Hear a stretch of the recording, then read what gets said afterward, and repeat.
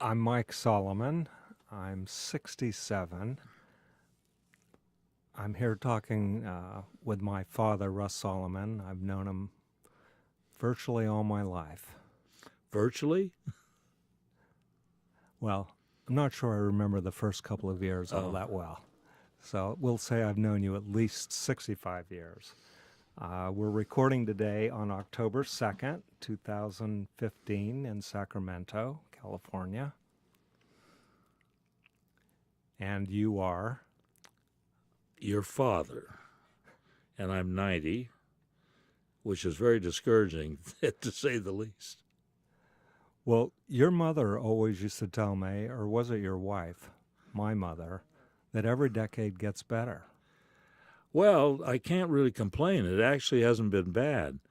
I figure I had two youths anyhow, one at the age of maybe 16 to 20, and the other at the age of between probably 60 and 80 or something like that. The best 10 years of a man's life are between 60 and 80, aren't they? Depends. Depends. Depends how lucky you are. Well, I remember that you had a pretty good time when you were my age. When you were my age, When I was 60, you mean? no, well, yeah, thanks. I'm glad that you view me as 60, but let's say 65. When you were Okay. 65, that was in when? Well, that's well. Let's see. 50 is uh, 50 would be 75, right? 1975, that is, and 65 would be 80, 90. What? That doesn't work out. I think it was about One. 65. You in No. 60? Let's see. When you're 50, it's 1975, right? That's right. 10 years later, it's 1985. Oh, 1990. 1990. 1990. So what was going on with you in 1990 when you were my age? I was having a good time at 1990, actually. Well, what were you Traveling doing? all over the world and getting into all kinds of trouble and hoping for the best. Yeah, what were you doing? Why were you traveling around the world? Trying to open up record stores in every country you can think of.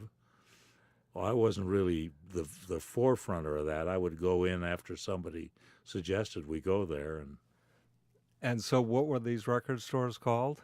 Tower Tower Records, Tower Records. which you founded.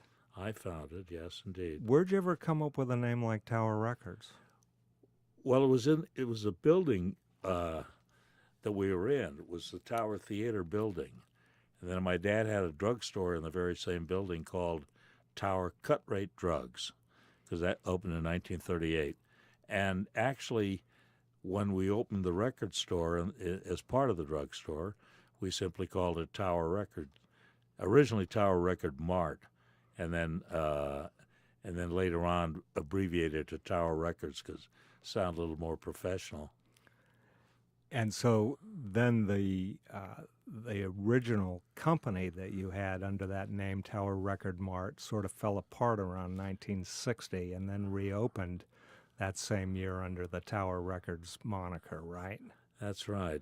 It fell apart is the polite word. Going broke is the impolite word, or something like that. I remember it well. I was 12 years old then, Uh-huh.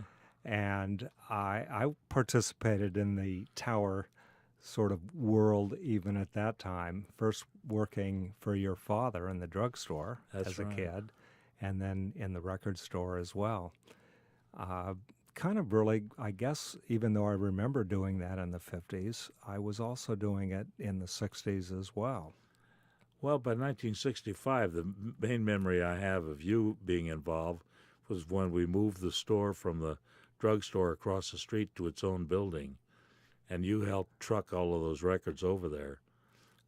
I do. I remember it well. I was in high school then, Yeah, but you and were strong. You could run a hand truck real good. yeah, So, they like to use me for physical labor. I remember cleaning the bathrooms quite a bit too. well, that's how you break in. That's right. And so I actually stuck around while you were growing the company, beginning in the 60s, And I graduated from high school in 66, went to Cal, and then went to law school. And I think the only break I had from Tower was my last couple of years in law school because I had worked at Tower stores each summer going up to that point. Uh-huh. And then I got out of law school and took a job in a small firm in the Bay Area in Millbrae. And I would occasionally consult with you about legal issues, but I wasn't really working in the stores anymore. And then I moved up to Humboldt County, became an urban refugee, hung out my shingle, and became a country Isn't lawyer that up called there. hippie? Yeah, I guess I was sort of a hippie. That's not bad, by the way. It wasn't. And you had to be a hippie up there if you were going to be an attorney because that was the only way you would have credibility. Well, you learned how to smoke things. Well, I suppose we already knew how to do that. I see. This was college education, isn't it? What we learned was how to keep people out of trouble for smoking things. Oh, that was the professional aspect of being a lawyer, right? Yes, that's right. But even then, I was in Humboldt for about 13 years, and I was still very involved in Tower, as you remember. Well, you did. You helped us with all the leases and legal matters quite a bit. Yeah, that's right. Defended us a couple of times in suits, or defended us when we had a claim. I remember that, which was good, and won the case, which is pretty nifty. Yeah, that's right. We did. And it was fun for me to maintain that connection with Tower, although my main contacts were you or Bud Martin, who was the controller of the company? Well, he was a financial part of the company. He was the guy that ran the whole financial aspects. Yeah, I he was your ran- better half, as some people Better half refer- is totally correct. not the better half, your better half, Oh, my better half. because yeah. in a way you were his better half as well. You took care of the vision and the expansion and the management of the stores. He took care of the money and the finances. Right. I couldn't have done it without him, actually. So I worked with him and for many years, and then it was probably around 1987 or so that I got a call from Bud, even though I talked to him at least 3 times a week, and I'd talk to you probably once a week or twice a week. I get a call from Bud in 1987. He says, "Your father wants you to move to Sacramento and join the company." We wanted an in-house counsel is what we thought we'd need, because we had so many little legal kinds of things that needed to be handled, and it was much easier to have somebody right there rather than go out and hire an outside firm, which would have probably been a lot more expensive for one thing, but also probably not as effective. And so let's see, how many stores were there then? In what year? Say 1987, 88. That's a good question. I would guess about between 70 and 80 That was in America. in the U.S. Now, yeah. what else? Where else did In we have 87, stores? 87? 87. 87. Well, we'd already expanded into England. We had 1 or 2 stores over there. And I have to take that back, because we'd already been in Japan since 1979. How many they had at that point, I don't really remember, but certainly a handful, 10, 15, something like that. And I think that's the only 2 countries by 87 we were in. Yeah, I think you're right. I think we actually opened that small store in England in 1986. No, wasn't it 85? Oh, Kensington. And Yeah, I think Kensington. around there. right. And so when you and Bud asked me to come, it was fairly daunting because I had established a law practice in Humboldt in Garberville area. Actually, the town was called Redway. And I had quite a business going. I had hired other lawyers and paralegals, and now all of a sudden I'm uprooting to move to Sacramento. Did we seduce you with big money or something like I that? think you did, probably more than the money, because the money was actually less than I was bringing in at the time Really? when I initially started in Sacramento. But it wasn't bad. The money was just fine. I think it was the adventure and the opportunity. I saw an incredible opportunity by moving to Sacramento. Also, by then I had two kids who were 8 or 9 or 10 years old, and I didn't really want them to grow up as teenagers in southern Humboldt County, because the economy of that area was pot, marijuana, and I didn't really want them involved in it. I thought it would be a little bit dangerous. I didn't think that what I was doing, working as an attorney there and representing a lot of pot growers, although pretty much not in their criminal cases. I preferred to do their land deals and their divorces. But I didn't really want my kids to grow up there and be exposed to that kind of a life. Well, that's a pretty good idea, actually. So there was a double advantage to it.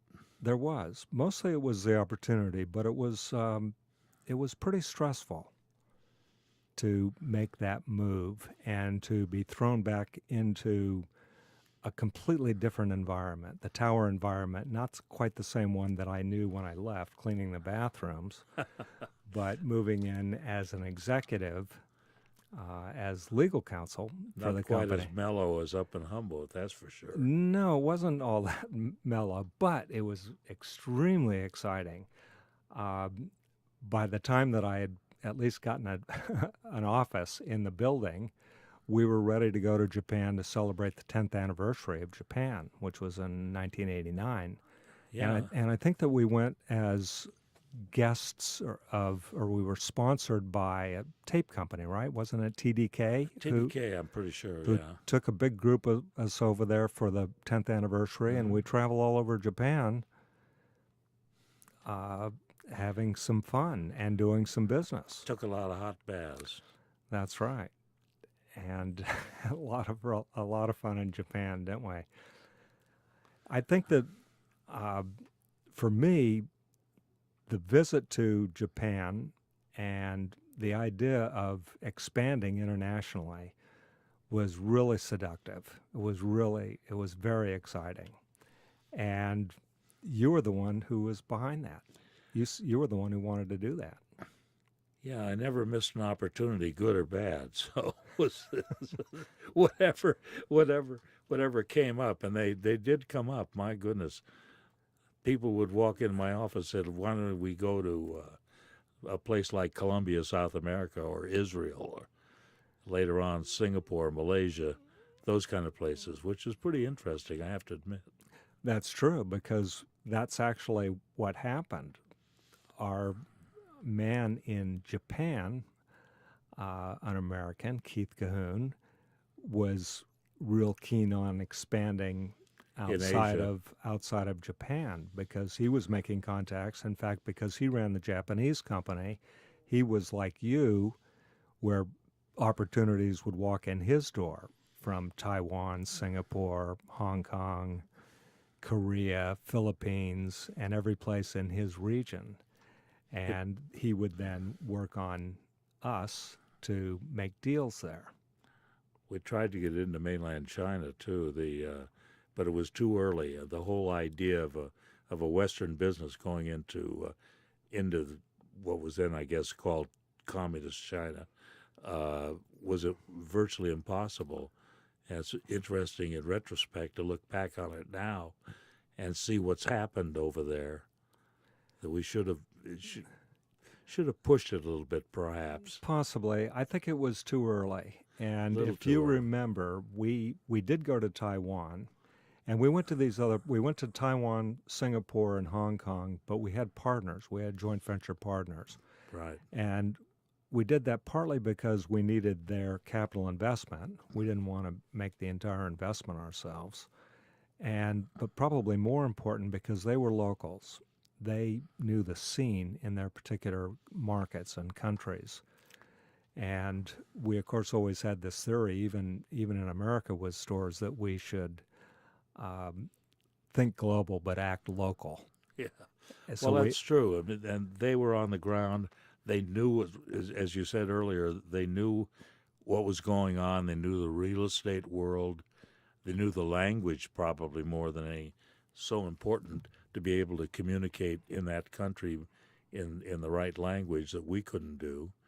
So that worked out pretty good, actually, that part of it. it did. They knew the culture too. That's right. And we always wanted to adapt to the local culture, even in America. When we opened in Austin or Memphis or Seattle, we adapted to the local culture, especially the music culture. And that same theory worked even better when we went international. That's right. Well, it was important, actually, to be part of it. Going into the music cities like Nashville and New Orleans and Seattle, too, San Francisco, L.A., so on, was kind of easy in one respect, but the real important part of it was that we were able to let the people in the stores in those cities adapt to what was happening in those cities. We weren't directing it for many, many years from Sacramento. We were wanting them, the managers of the stores in those various cities, to be part of that particular city, and that's what made the whole thing work, actually. Absolutely. And internationally, it was the same idea. Exactly. I remember that one of our partners in Taiwan, well, I guess they were partners for Taiwan, Singapore, and Hong Kong. Right. The one fella, Wu Chu Chu, was a record distributor for Well, Wea. he wasn't a partner in the beginning. We sold the franchise to him afterwards. Mr. Wu. Wu. Yes, Mr. Wu. But he was the one who who was doing business in China when he wanted to release a record on his Warner's territory. Right. And I remember him telling us that when in China, he didn't want royalties. He said, here's Madonna or whoever they had, a big record. Give me $1 million right now, and then you can do whatever you want with it. Well, it was one way to get paid. Probably, yeah, exactly. Yeah. The only way to get paid, yeah, because no they weren't really trustworthy with their maybe record keeping or paying of royalties and things like that. So I think that's why we were afraid well, that's of China. a similar situation to going into Moscow, into Russia, that you worked on quite a bit. And we got there but didn't get there. You remember that? I do. This was in our first trip to the Soviet Union, Moscow, was in 1989, and we ended up making 3 trips. It was Stan Goman and I who were over doing this. And we had a representative there, Lloyd Fischel, who had sort of brought us there and introduced us. He was actually, at the time, writing a book about Gorbachev's letters. Did he live there or he lived here? Well, he lived here, but he was traveling a lot. So he actually did spend several months, maybe a year, in Moscow. Oh, I see. And he had been in touch with Gorbachev, and he was publishing a book, which he did publish, of Gorbachev's letters. Anyway, he had a lot of connections, and he thought that this would be a great opportunity for Tower to come to the Soviet Union. So we went over there, and we ended up in negotiations with a group or some people who we later realized were KGB. Oh, really? And this was before the fall. Were they a front for the Melodia record company, or were they actually the people who were operating the Melodia company? Well, the Melodia company was owned by the state. Yes. So who knows who was a front for whom. But the ones representing Melodia, and Melodia were a record label, and they had a couple of little shops, but mostly they were a record label that, Well, they were the only record label there, weren't they? That's where. And they released the music that they had there, mostly classical, I think. but they were the logical one to create a partnership with or a joint venture of some kind. So those are the ones we dealt with. But the people who were representing them were employees of the state. And we did later find out that they were KGB. They were very paranoid about Westerners and capitalism. So it was a pretty interesting time. I think that things changed a little bit later in the 90s over there. But we got to the point where we signed our deal. We signed the contracts and the joint venture. And the next step was for them to find a location for us to open the store. And it just never happened. They just delayed and delayed, installed. Well, it was probably the internal strife and troubles that were going on there, the breakup of breakup of the government, actually, in a way. It never came together except we had a T-shirt made. We had the T-shirts actually in some nice leather jackets or suede jackets or something like that with the Soviet symbol. Then later on, I found out that the people who drew that artist's picture of the flag had it backwards. The hammer and sickle. The hammer and sickle, right. But a lot of people had those jackets, and we're proud to wear them in celebration of our new opening in Moscow. Yeah, which never happened. We became famous, though. And it was an interesting entree for us in Europe, or we thought that it might be, and we thought that we would have some other opportunities in Europe, but they didn't really manifest themselves. We expanded in England, and we then had a contact in Israel, where we ended up forming a joint venture and opening several stores. And as I actually understand that there's some of those stores, at least one of them, that's still open in Tel Aviv. That's what I hear, too. I certainly tried to make deals in Berlin and Paris, but I just couldn't make it fit. Couldn't get it in a decent location in either place. Paris was most difficult of all because you can't tear a building down in the central part of Paris. You've got to keep those built, no matter what it is. The building has to stay there. The outside, you can't even do a lot to the inside. And to find a building that was appropriate in both size and space for a store was, to me at least, impossible. Not to mention the expense. Yeah, not to mention the expense, right. The same thing happened in Berlin, but it was probably just a little too soon for anything, after the wall came down, and it just wasn't. We were anticipating something that had to wait a few years, really. Speaking of that wall, do you remember being in Berlin probably the month it came down? I do. We went to a little concert for 250,000 people or something like that. At least. It was called the Wall Concert. Wall, right. And it was pretty amazing, wasn't it? Certainly was, I'll tell you. We had VIP suites. We didn't have to stand up through the 3 hours. I know. I think that the people that were standing up numbered actually closer to 400,000. I wouldn't be surprised. That's what I was told at the time. And the wall, the concert was right at the wall. Right in front of the Brandenburg Gate. And it was in the process of being literally, physically torn down. I still have pieces of the wall that I brought back from that trip. I bet they're still selling pieces at the gate, Charlie Gate or something like that. Charlie's Checkpoint Charlie. Checkpoint Charlie, yeah. And you still get a little chip of the wall for $1.50 Probably. Or something like that. I think they had enough of it. And of course, why couldn't they make more?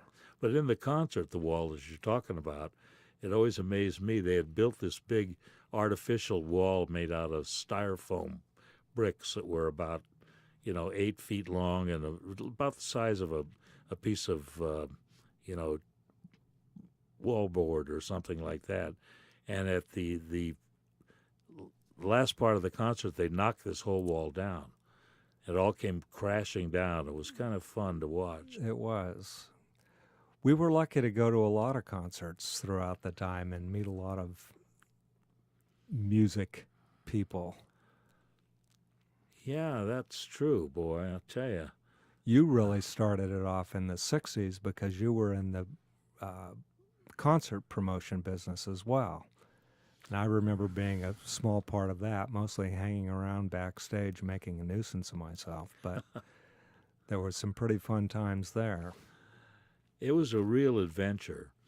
Actually, I like to use the term being in the record business all that time, that we got on the wave in about 1967. We'd been there before, obviously, but the wave that created the culture of music in that wonderful period, and we stayed on the wave until we ran ashore.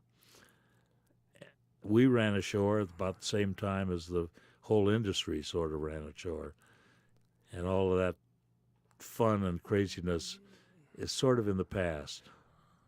Well, it's totally in the past now, but the wave really it was also coincidental, probably as part of that perfect storm, that it, at that time at least, was happening in San Francisco, which Sacramento was sort of a part with the Summer of Love. That was '68. Oh, in the wasn't beginning, it? that's absolutely true. That's right. So The, that's how it started. the So being kids in the in right place at the right time maybe helped too.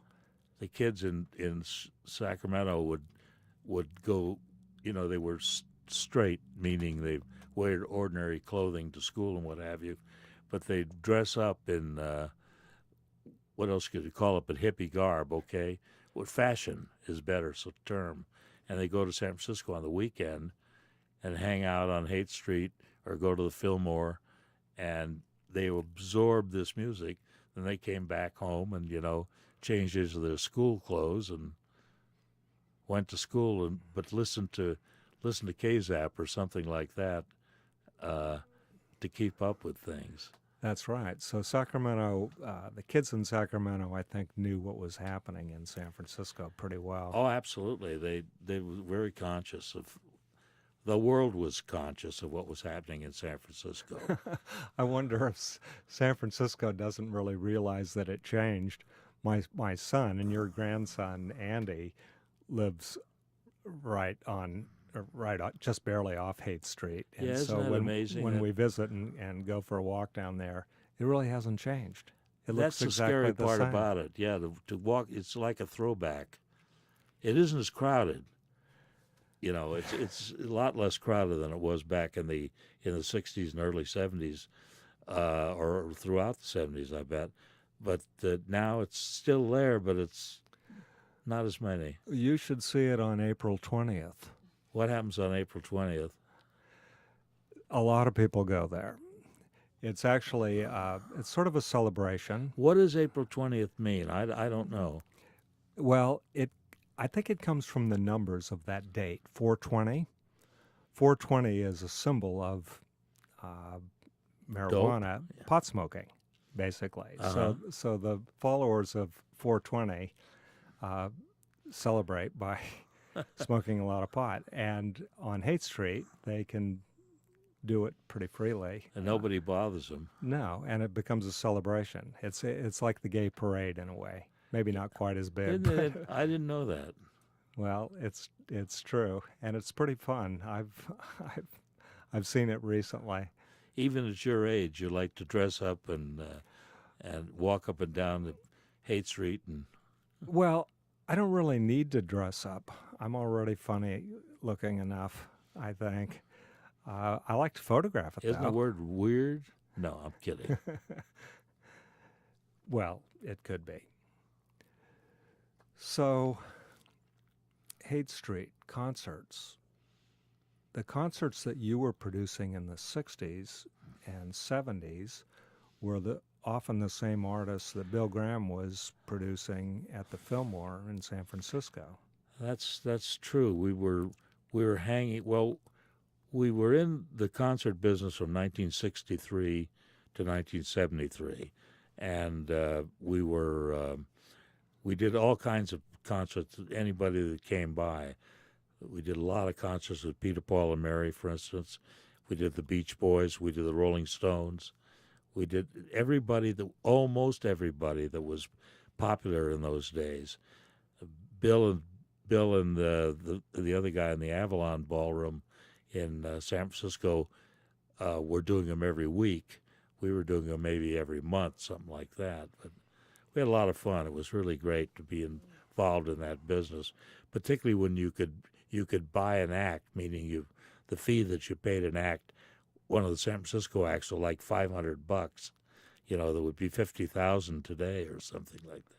Well, the Beach Boys and Peter, Paul, and Mary more or less broke in Sacramento, didn't they? Boy, I tell you, Sacramento was a hotbed for the Beach Boys. It was incredible. Everybody wanted all the kids at least, wanted the Beach Boys. I remember when we first reopened in 1960, late 60, 61, the stores, we actually could sell 1,000 Beach Boy records in a weekend in two little stores in Sacramento. It was pretty amazing. I mean, and when they did their concerts up here, it was a crowd, a riot almost, not really, but I'll always love it that the Beach Boys LP called Beach Boys in Concert had a huge picture on the front of the LP of a bunch of kids in front of an auditorium. It was our show.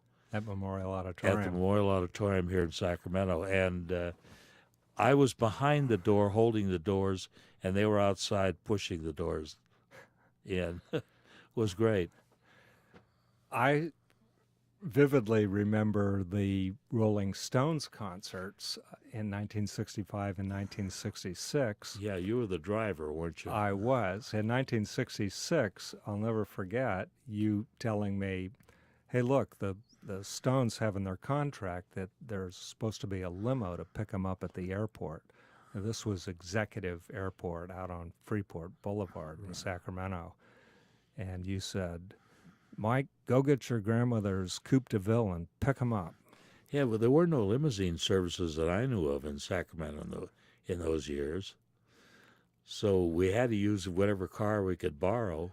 And that's what I did, and it was so much fun. But there was no security at the airport, so we just drove out on the tarmac, and they came down the ramp.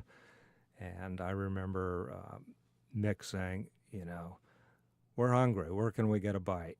And there was a little cafe at the airport, with little stools at the counter, like a little fountain. And so we hung out there and had hamburgers and chatted, and then we went off to the concert and dropped them off at the back entry to the backstage, and it was an incredible show. Well, we had to do two shows in order to pay the fee because the auditorium would only hold 4,400 people, something like that, and our ticket prices were like $2.50, $3, $4, $5, that sort of thing, if you can imagine. So in order to pay their fee, whatever it was, we had to do two shows so we could sell 8,000 some odd tickets, and we did. We made a little money on it. On that one, because it was over capacity, wasn't it? Yeah. And was it that year that we had a little electrical problem and Keith Richards? No, that was another. They had been here before. That was in 65, I think. Yeah, ours was 66, I'm pretty sure. But what happened to that? One of the technicians had not grounded the microphone properly, and Keith, with his guitar, hit it and really got shocked. I wasn't there for that, but I know the story. I saw that show. You actually saw it? I did. Oh, I didn't know that. And maybe that's why he's still around today. He is. He is, definitely. Always amazed me that when we went to New York and opened in New York, we had an apartment in the building, and Keith was our next-door neighbor. That's right. Britney Spears was in that building as well. Yeah, that's right. And Cher. Cher was also in the building. Right. Uh-huh. We've had a lot of fun opening the store at Lincoln Center in the second time with Elton John. He- Elton, Placido, Domingo, and the mayor, and me. that's right. It's been fun. Indeed. Anything else you'd like to save in ca- posterity? I can't think of anything. It's kind of been a dull life, you know. Well, there's still plenty left. You're Hope not for 100 yet. Hope for the best. The next shit, what is it? The next 10 years will be the hardest. Well, let's hope they're the most fun. When I hit 50, I always thought the second half would be a lot better. But we'll see. Well, certainly was for me. I know, and you're still going pretty strong. Just slower is all. We had a wonderful time celebrating your 90th birthday, and we're looking forward to the 100th. Thank you. Well, you come to the party. Don't you worry. It'll be my pleasure.